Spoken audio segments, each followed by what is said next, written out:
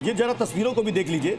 अभी जिस जलेबी को छाना है भी देवेंद्र फडणवीस ने, जलेबी पर ही हम लोग चर्चा कर ले। जलेबी खा रहे हैं और खिला रहे हैं कि नाना प्रकार की जलेबियां कैसे बनती हैं इस देश में। अरे पॉलिटिशियन और पॉलिटिक्स तो अपने आप में जलेबी होता है। छान के निकाले चाहे चाशनी में डाल के निकाले, हाँ। तो वो तो खुद में जलेबी होता है। तो मुझे जलेबी जो आपने कहा ना कि अंत में तो पैसा टैक्स पेयर से निकलेगा, तो जो चाशनी में चीनी पड़ेगी, हाँ, वो तो टैक्स पेयर ही भरेगा। वो आप देंगे, मैं दूंगा, वो बीएमसी पर कोई नया टैक्सेस लगाए जाएंगे, वो देगा। उसके तमाम तरीके हैं, हाँ। लेकिन ये सबका खर्चा हमको उठाना है। माला उनको पहननी है, नाचना उनको, खर्चा हमको उठाना है। एक पॉइंट जो बड़ा इंपॉर्टेंट था, अजय आलोक ने उसको कहा, और बिल्कुल सही बात है, मैं अजय आलोक से एग्री करता हूँ, इंटेलिजेंट आदमी है। इंटरेस्टिंग चीज क्या है कि शिंदे वाले 2.5 साल ने एंटी इनकम्पेंसी के सेंटिमेंट को रिवर्स कर दिया, उसका उन्होंने लाभ खींच लिया।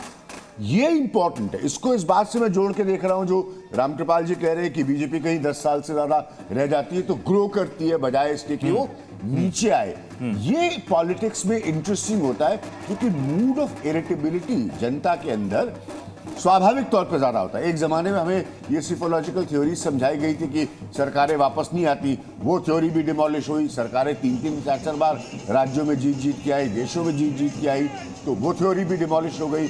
अब ये बहुत इंटरेस्टिंग एग्जाम्पल है कि एक फुल टर्म सरकार नहीं है ये, याद रखिए, एक फुल टर्म सरकार नहीं है। आधे टर्म वाला बुरी तरह से गिर जाता है और रिमेनिंग आधे टर्म वाला एंटी इनकम्बेंसी को रिवर्स करके अपनी परफॉर्मेंस हिस्टोरिकल बनाता है। तो ये जो अजय का पॉइंट था, ये बहुत इंपॉर्टेंट पॉइंट है मेरे लिए। महाराष्ट्र को मैं 25 साल से जानता हूं, इस इलेक्शंस का। ठीक है, राकेश सिन्हा जी भी बने हुए हमारे साथ। राकेश सिन्हा जी, देवेंद्र फडणवीस ने इन नतीजों पर कहा कि धर्म विशेष को पोलराइज करने की कोशिश की गई जो विफल साबित हो गई। साधु संतों ने बहुत बड़ा रोल प्ले किया जिन्होंने पोलराइज नहीं होने दिया।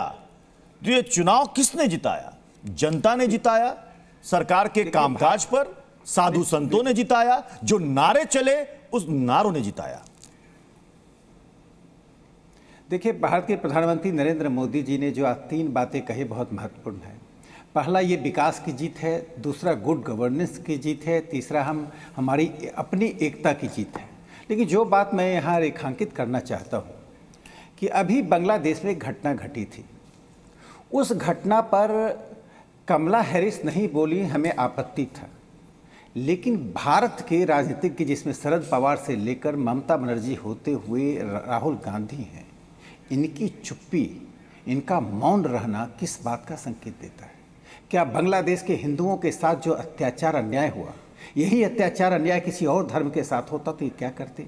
यह इनके इस चरित्र को बताता है, जिस चरित्र के साथ इन्होंने राजनीति शुरू की। औपनिवेशिक काल के से जो राजनीति शुरू हो रही है, ये बदलने वाले नहीं है। अपने जीवन काल में ये पॉलिटिशियंस नहीं बदलेंगे, ये उसी राजनीति पर रहेंगे, तुष्टिकरण की राजनीति। दूसरी जो महत्वपूर्ण पक्ष है, जिस समुदाय के लिए तुष्टिकरण किया जा रहा है, वह समुदाय आत्मालोचन करने के लिए तैयार नहीं है। वह राजनीति में भी ऐसा सिक्का जमाना चाहता है कि उसका वोट बैंक एक वीटो पावर की तरह उपयोग हो। 1952 से लेकर लगभग 1984 तक ये वीटो उपयोग होता रहा। भारतीय जनता पार्टी ने लोकतांत्रिक तरीके से, एक होता है कम्युनल पोलराइजेशन, एक होता है डेमोक्रेटिक पोलराइजेशन, हमने उसका काउंटर पोलराइजेशन किया और एक डेमोक्रेटिक रूप से लोगों को सचेत किया। हिंदू जनता को उसके अस्तित्व के लिए, उसकी अस्मिता के लिए, उसकी संस्कृति के लिए जागरूक करना किसी धर्म के खिलाफ लड़ाई नहीं है। ये जागरूकता अभियान आपका झारखंड में क्यों नहीं चला? झारखंड में क्यों नहीं चला आपका ये जागरूकता अभियान? मैं उस पर आता हूं। देखिए, चुनाव जीतने के लिए 2-3 फैक्टर होते हैं। एक तो केंद्र सरकार की नीति, केंद्र सरकार का और हमारे राष्ट्रीय नेतृत्व।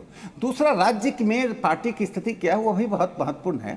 झारखंड के स्थानीय नेतृत्व में क्या कमियां थी, किस प्रकार की उस पार्टी उस पर विचार करेगी। निश्चित रूप से कुछ कमी थी, तभी तो हम हारे हैं। लेकिन पिछली बार भी हारे थे, जो निर्णायक, पिछली बार भी हारे थे, 2019 भी हारे थे। उस वक्त भी यही कहा गया था, मंथन करेंगे।